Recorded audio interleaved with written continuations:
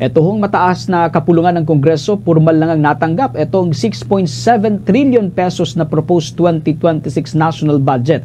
Ang taong bayan naman, maaari nang makialam sa pagbusisi ng panukalang pondo. Alamin natin ang buong detalye, tinutukan niya ni Bombo JC Galvez. Formal lang natanggap ng Senado ang kopya ng 2026 National Expenditure Program na nagkakalaga ng 6.793 trillion pesos. Pinangunahan ni Budget Secretary Amina Pangandaman ang pagsusumite ng mga dokumento ng National Expenditure Program na tinanggap ni Senate President Francis Chis Escudero at ni Senator Sherwin Gatchalian bilang chairman ng Senate Committee on Finance. Present din si Senate Majority Leader Joel Villanueva at Senator Alan Peter Cayetano.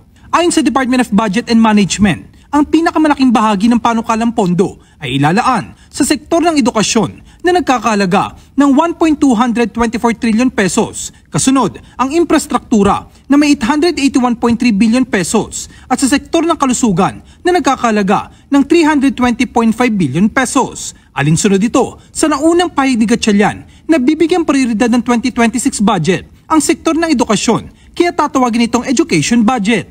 Ngayong natanggap na ang kopya ng panukalang pondo, sinabi ni Gatchalian, nagugulong na ngayon ang budget process. Samantala, nakatakdaan niya sa September 1 ang meeting ng Development Budget Coordination Committee kaugnay sa panukalang pondo para sa susunod na taon. Matapos ito, magkakaroon ng budget briefing kasama ang mga ahensya ng gobyerno.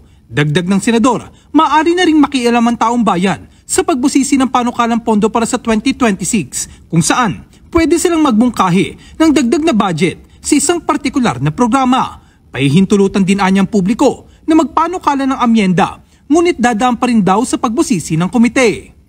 Well, officially today start na yung budget process. Ito yung National Expenditure Program, tsaka yung budget of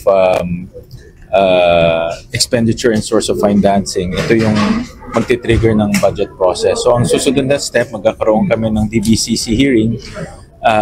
This is on September 1. Pero magkakaroon rin ako ng intermediate, mag-introduce ako ng isang bagong process, which is magpaconduct kami ng hearing to invite civil society organizations, NGOs, budget experts to a hearing. So ngayon, na-upload na yung NEP, pwede na ma-download ng publiko ang NEP.